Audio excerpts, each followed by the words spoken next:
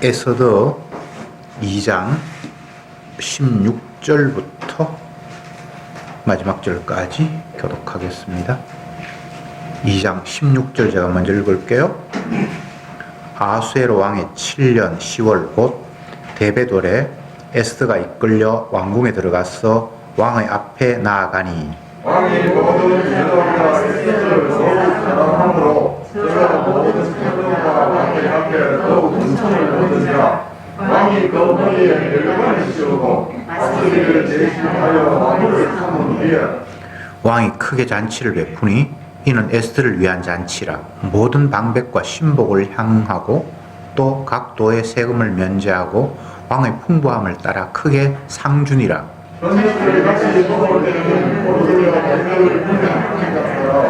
에스더가 모르드게의 명한 대로 그 종족과 민족을 고하지 아니하니 저가 모르드게의 명을 양육받을 때와 같이 쫓았습니다. 모르드게가 대부분의 앞에서 때에 민지키 왕의 예시 육각과 에레스 두 사람이 아스테로 왕을 원하여 호사를 하는 모르드게가 알고 왕후 에스더에게 고하니 에스더가 모르드게의 이름으로 왕에게 고한지라. 사실하여 실정을 얻었으므로 그 사람을 나무에 달고 그 일을 왕의 앞에서 공중히 비기에 등록하니라. 아멘. 에스더 성경은 한 여인의 이야기로 펼쳐집니다.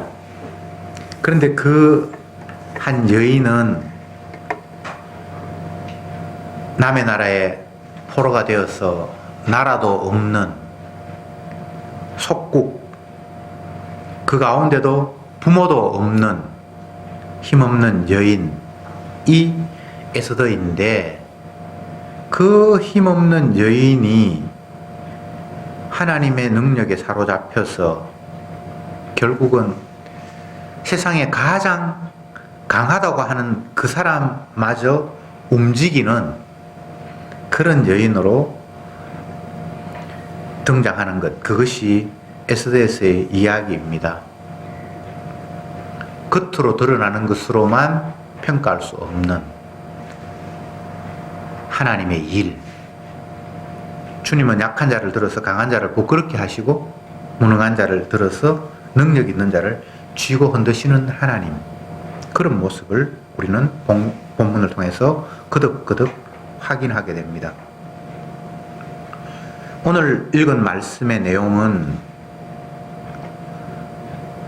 남의 나라에 포로 잡혔는데 또 그 나라마저 다른 나라가 집어삼켰고 이중으로 종이 된 한 여인이 제국의 왕의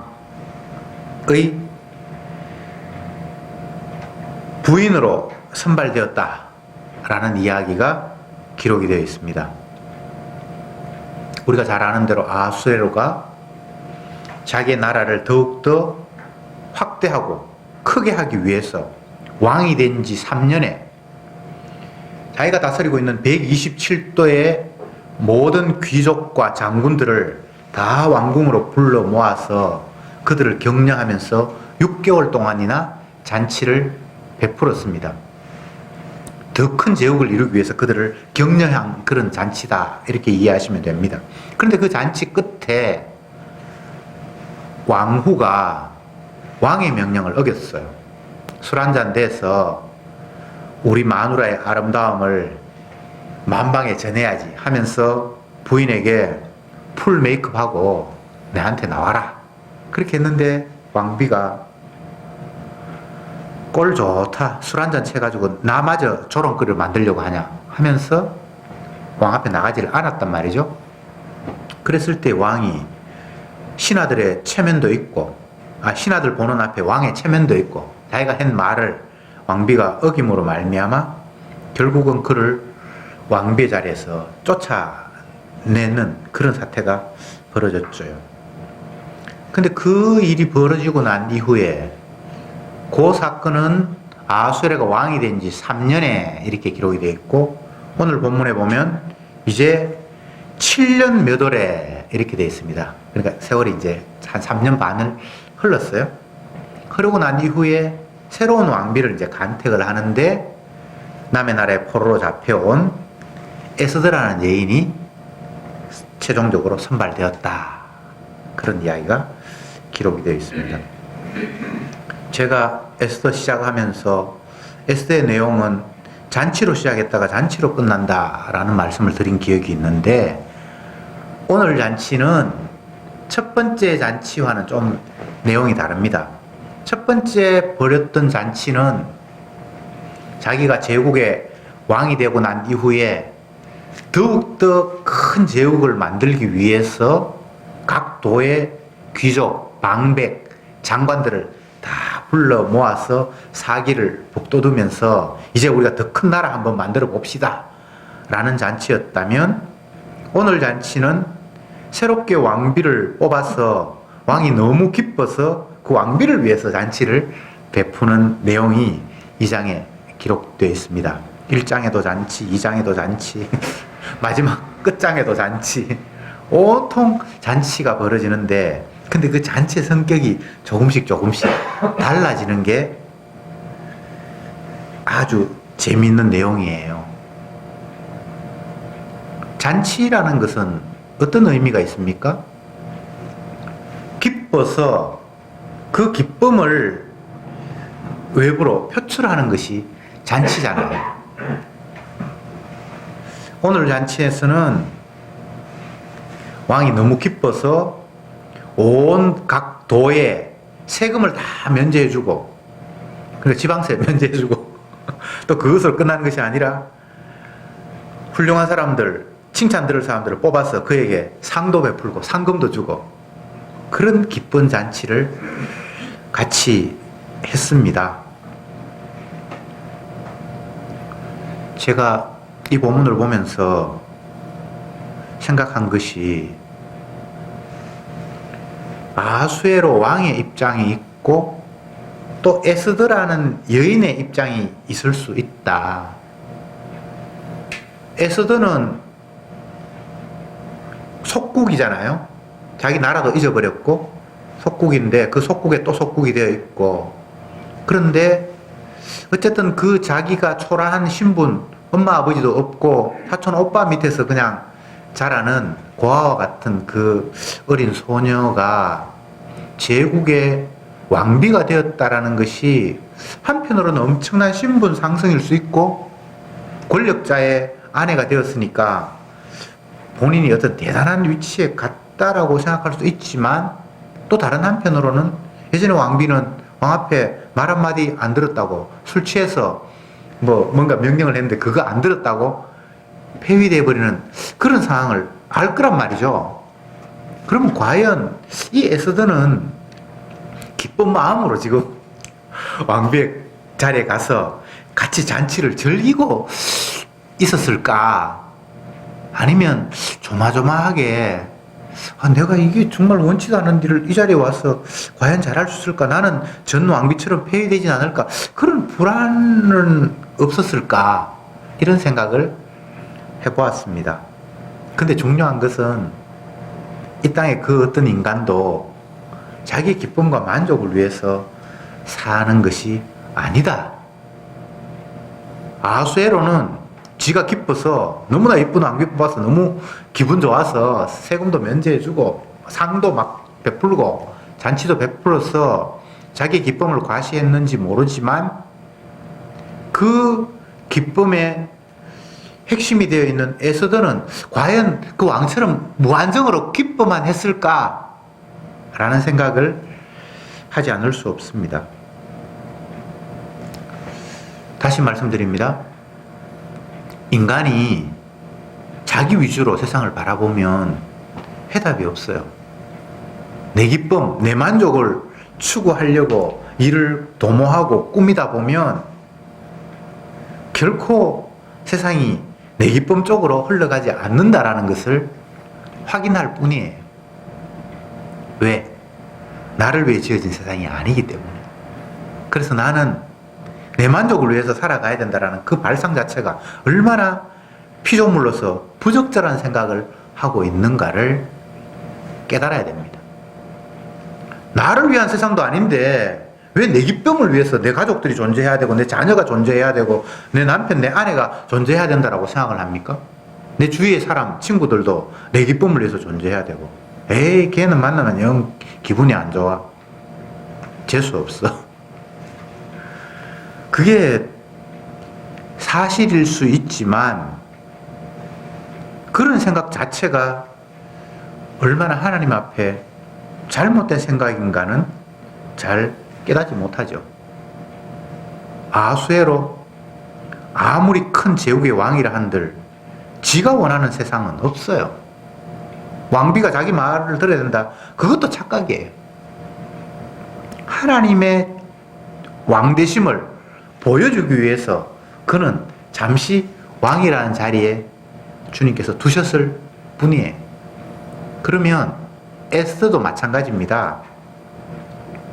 표면적으로 보면 남의 나라에 끌려온 힘없는 여인, 엄마 아빠 이미 돌아가셔서 부모도 없는 고아, 오빠의 집에 얹혀서 그냥 살아가는 처량한 신세. 그러다가 갑자기 왕비가 되었어요. 이제는 어마어마한 제국에 궁궐에서 생활하는 화려한 옷을 입는 그런 위치로 바뀌어 버렸어요. 그러나 그 자리가 예전 왕비처럼 언제 날아갈지도 몰라요. 그래서 왕비로 만족하고 신분이 바뀌었다고 희희낙낙하며 잔치에서 즐길 수 있는 그런 상황은 더더욱 아니에요. 그런데 여기에서 모르드게라는 인물, 에스더를 부모처럼 양육하는 사촌 오빠를 주목할 필요가 있어요.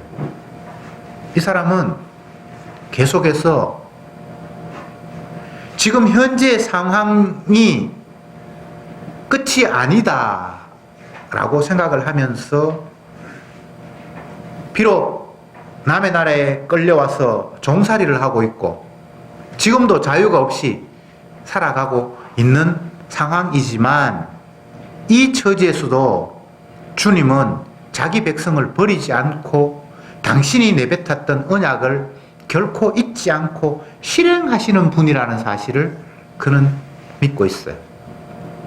그래서 왕이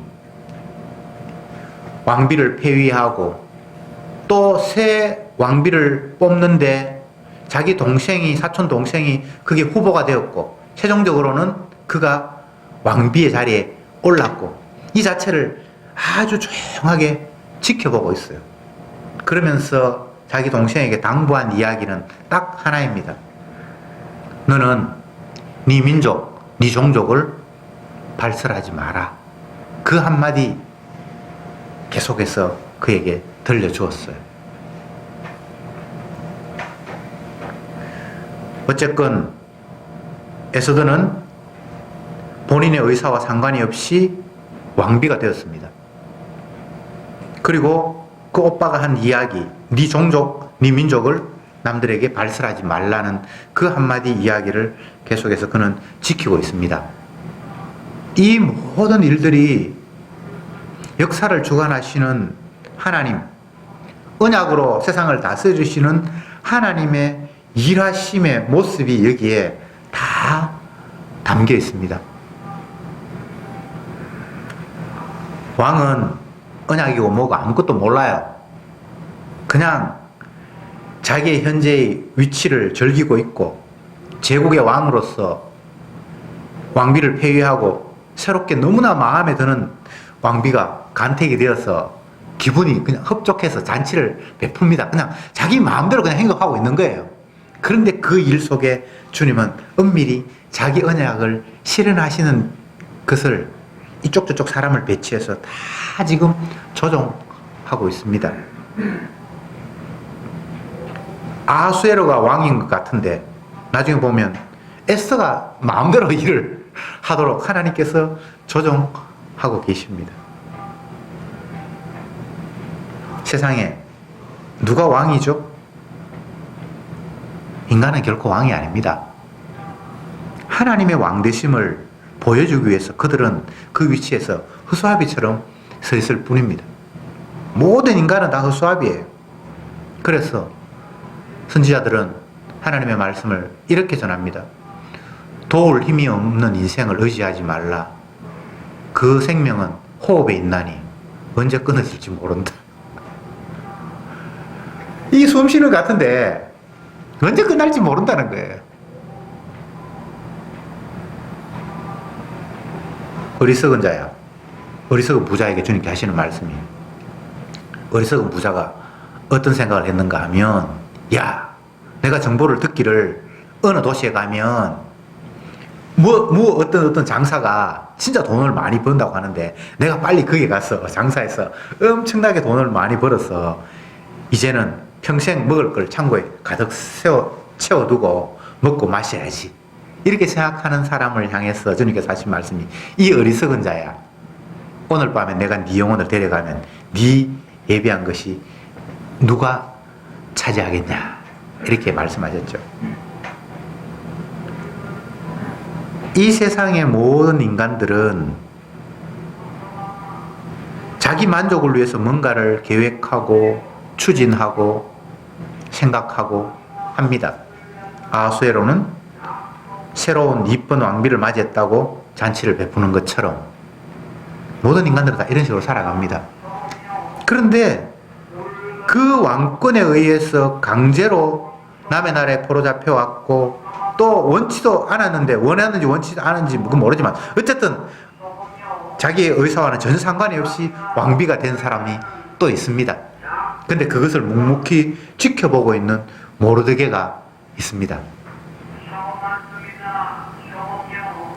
현재의 본문 속에서는 에스더도 또 왕도 언약을 알지 못하는 사람으로 나오고 있습니다. 그런데 모르드게만 하나님의 언약을 생각하면서 모든 상황들을 주시하고 있는 인물로 기록되고 있습니다. 잔치는 잔치대로 벌어졌고 시간이 좀 지났어. 이제는 왕의 신하가 왕이 미워서 원한이 있어서 그를 죽이려고 서로 관계를 꾸미고 있었습니다. 근데 그 사실을 모르드게가 들었습니다. 모르드게는 아마 궁에서 일하는 어떤 하급 관리 정도 되는 사람이었던 것 같습니다. 궁중이 아주 직업이었던 것 같아요. 근데 이제 신하 중에 왕한테 원한이 있어서 왕을 죽여버리자라고 이야기를 하는데 그걸 들었습니다. 그래서 이 사실을, 이게 굉장히 중요한 정보잖아요. 자기 여동생, 왕비가 된 여동생에게 알렸습니다. 그러니까 왕비는 그 사실을 왕에게 이야기를 했고, 조사를 해보니까 진짜 그 사람들이 그런 음모를 꾸몄다는 것이 확인이 되어서 그들을 죽이고, 그리고는 그 사실을 궁중일기에 기록했다라고 성경이 기록하고 있습니다. 소설로 따지자면 정말 애쓰는 내용이 치밀해요. 하나님께서 어떻게 일하실지를 하나하나 작은 사건을 통해서 다 밑에 복선을 깔고 있어요. 이건 꾸민 이야기가 아니고 실제 일어났던 이야기를 기록을 했는데 너무나 치밀하게 하나님께서 모든 일들을 하나하나 추진해 가고 있어요.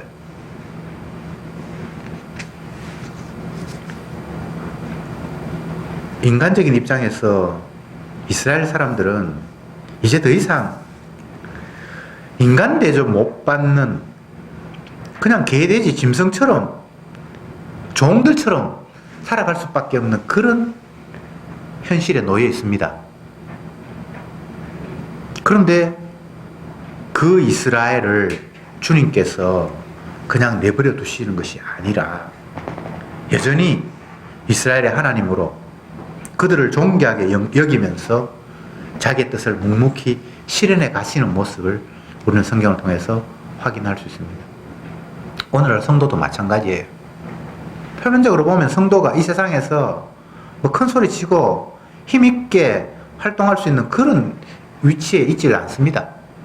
왜냐하면 하나님의 뜻과 마귀가 주관하는 세상의 나라는 너무 맞지가 않아요. 그리고 수적으로도 보면 성도는 몇 명 안 돼요. 그래서 이 세상에서 성도는 개밥의 도토리예요.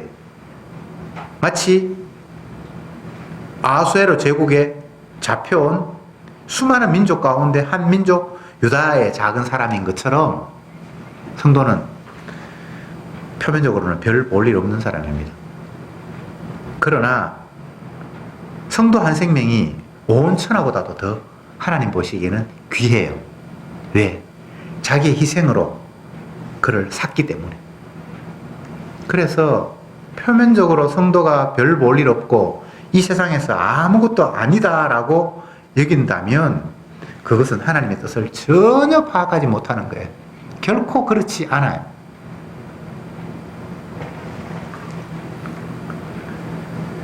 누군가를 위해서 자기가 생명을 줄 수 있다면 그 누군가는 얼마나 귀한 존재입니까? 주님은 성도들을 향해서 자기 생명을 아끼지 않고 피를 흘리셨거든요. 찬송가 가사 중에 피를 흘려 사셨으니 놓지 않겠네 이런 가사가 있어요. 그게 성경의 내용이에요. 주님이 자기 피로 산 생명을 버려두겠습니까? 놓겠습니까? 이사야에는 이런 표현이 있습니다. 깎는 아기를 가진 엄마가 혹시 그 아이를 잊는다 할지라도, 결코 잊을 수는 없을 텐데 잊는다 할지라도 나는 내 백성을 잊을 수 없다.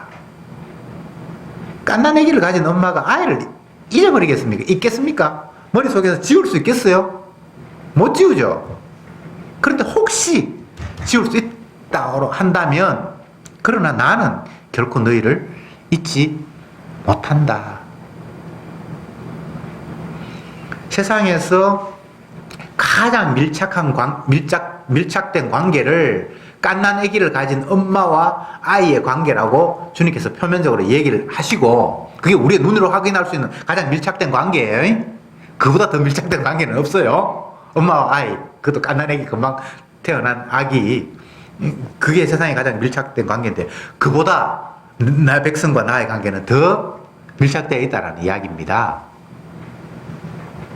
그런데 그렇게 주님께서 귀하게 생각하시는 자기의 백성을 어떻게 하나님을 알지 못하는 나라에 팔아버리고 그게 종살이 하도록 두셨을까? 인간적인 관점에서 잘 이해가 안 되죠. 그게 주님의 자기 백성을 사랑하는 방식이에요. 잘못했기 때문에 꾸중하시고 채찍하시고, 신약에 그런 말씀이 있잖아요. 징계가 없는 아들은 사생자지 참아들이 아니라고.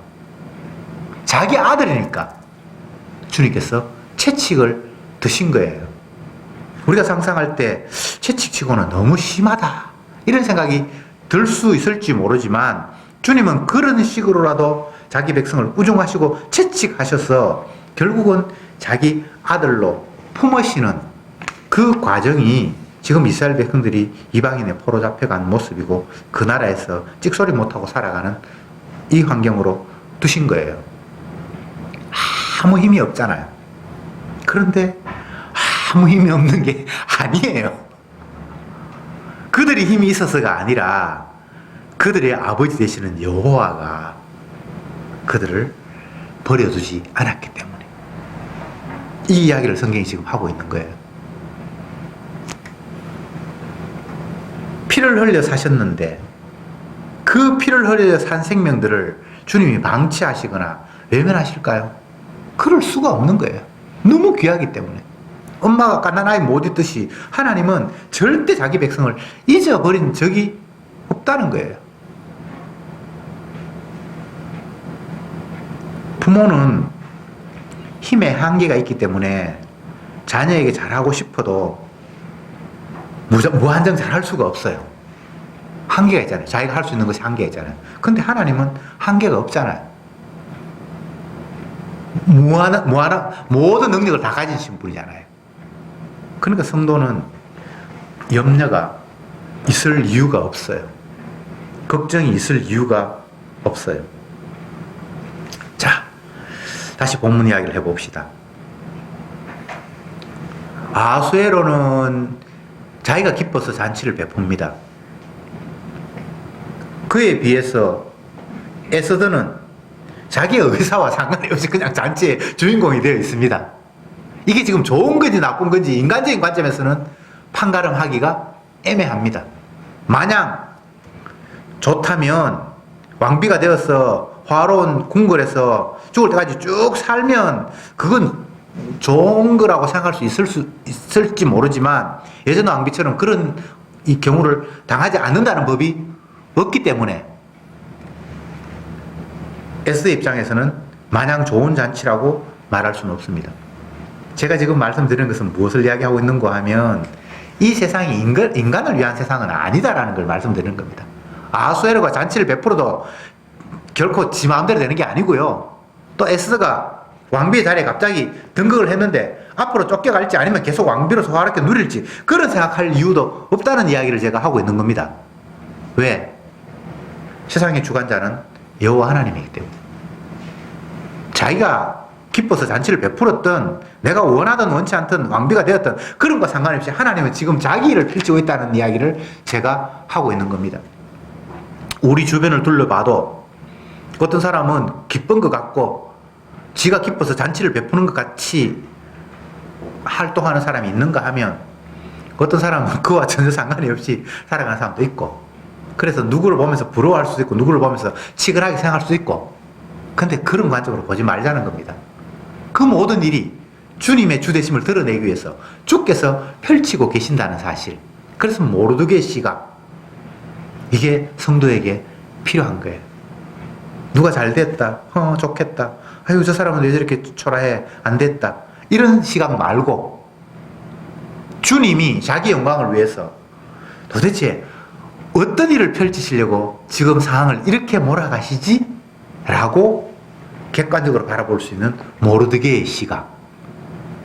그래서 굳이 흥분할 이유도 없고 좌절할 이유도 없이 묵묵히 언약의 관점에서 주님은 어떤 일을 하실까?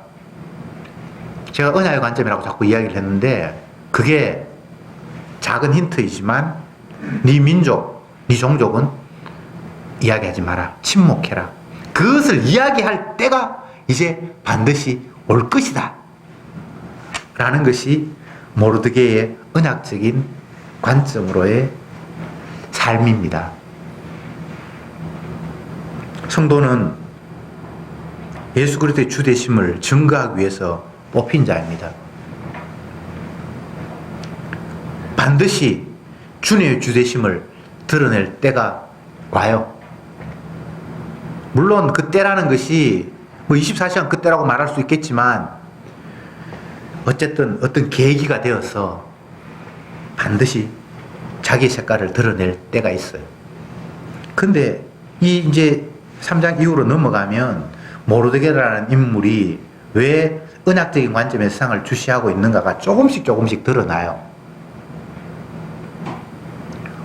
왕의 권한을 위임받고 큰 소리 치는 신하가 한 사람이 생기는데 그 사람은 왕의 신임을 받고 엄청난 권한을 가졌으니까 궁궐을 들락거릴 때마다 그 궁궐에 있는 모든 사람들이 왕을 섬기듯이 그 앞에 머리를 숙이고 아부하고 절을 하는데 모르드게는 인사하지 않아요.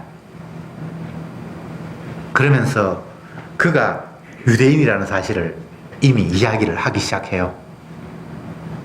이제 아직 뭐 그 이야기까지 지금 이야기할 필요 없지만 어쨌든 모르드게라는 인물은 세상 돌아가는 그 모습을 흥하고 부하고 쇠하고 그런 것 때문에 웃고 우는 인물이 아니라 돌아가는 모든 상황을 통해서 하나님의 언약이 어떻게 펼쳐지는가를 주시하고 있는 인물이에요. 성도의 시각이죠. 은혜 받은 자의 안목이죠. 여러분,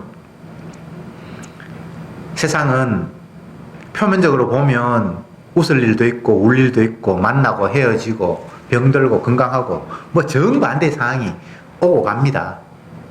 그런데 그게 중요한 게 아니에요. 그런 모든 일들을 통해서 하나님은 자기 자신의 언약을 펼치시고 이루어 가시는 거예요. 욥이 부했다가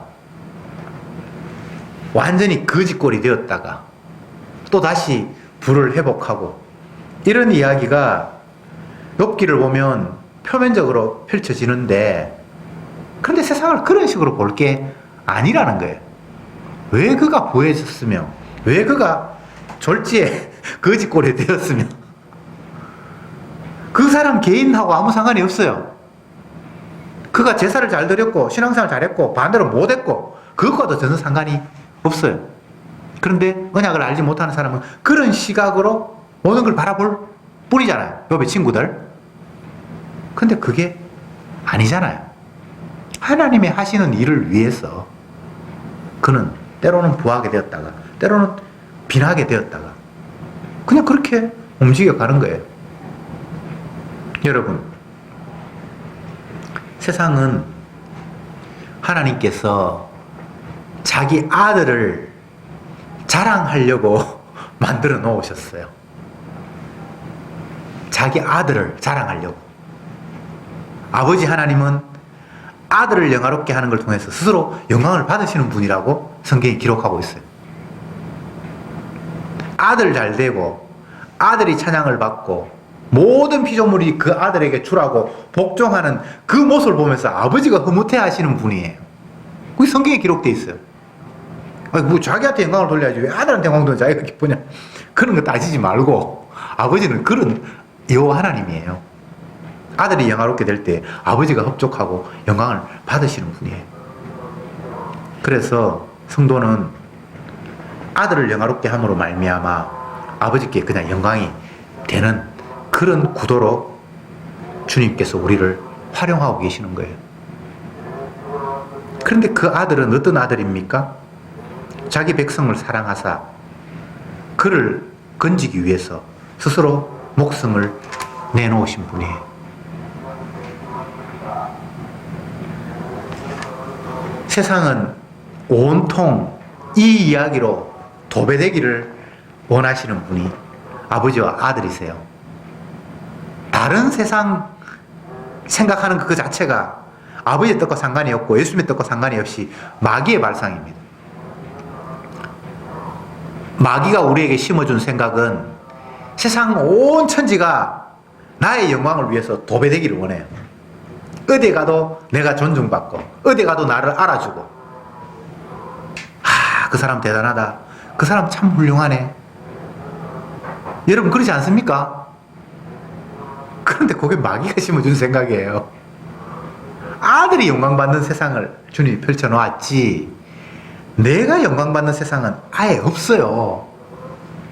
아수에로를 위한 세상은 없어요. 지가 잔치를 베풀든 말든 그건 지는 지 좋으라고 기분 좋아서 잔치를 베풀고 막 세금도 감면해주고 상도 막 주고 상금도 베풀고 하죠. 근데 그게 정작 자기를 위한 세상이 아니라 주님은 주님의 주되심을 드러내기 위해서 그들을 그냥 활용할 뿐이에요. 에스도 마찬가지입니다. 신분 상승이 어쩌니 그런 소리 할 것도 없고요. 혹시나 내가 왕비가 됐는데 전 왕비처럼 쫓겨나면 어떡할까, 그런 생각할 틈이 없어요. 그냥 주님이 자기 일을 펼치기 위해서 그 자리에 그냥 두신 거예요. 그냥 교만할 일도 없고 걱정할 일도 없어요. 모르드게처럼 주님이 자기 언약을 어떻게 이루어갈까를 묵묵히 바라보면서 하나님의 뜻을 기다리는 것 외에는 다른 걸 할 게 아무것도 없어요. 그래서 성도의 기쁨과 슬픔은 언약에 근거한 것 말고는 다른 이유로 기뻐하거나 슬퍼할 이유가 없어요. 주님의 뜻을 막는 것을 보면서 분노하고 주님의 뜻이 성취되는 것을 보면서 찬양할 뿐이지, 내가 왕비가 되는 것이 좋을까 나쁠까, 지금 이 자리에서 내가 잔치를 할까 말까 이런 거 궁리하는 자가 아니에요. 결론으로 말씀드리겠습니다. 하나님은 아들을 위해서 세상을 펼쳤습니다. 그 아들이 영광받기 위해서 모든 것들이 진행이 되어 갑니다. 그렇다면 그 아들의 주되심을 찬양하기 위해서 지원받은 성도가 아들 자랑, 그 아들의 희생, 십자가의 보혈을 자랑하는 것 외에 다른 무엇이 있을 이유가 없습니다. 그것을 생각하지 않게 되면 결국은 내 입장에서 울고 웃으려고 하는 거 말고는 없어요. 두 가지 말고 다른 방법이 없어요. 아들에게 집중하든지 나에게 집중하든지.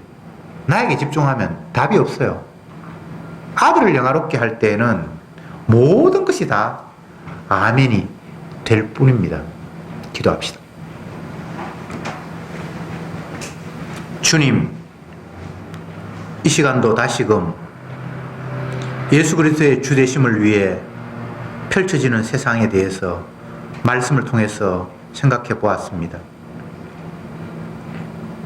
인간들은 하나님의 약속, 언약을 알지 못하기에 겉으로 드러나는 것을 보면서 모든 것들을 평가하고 판단할 수밖에 없습니다.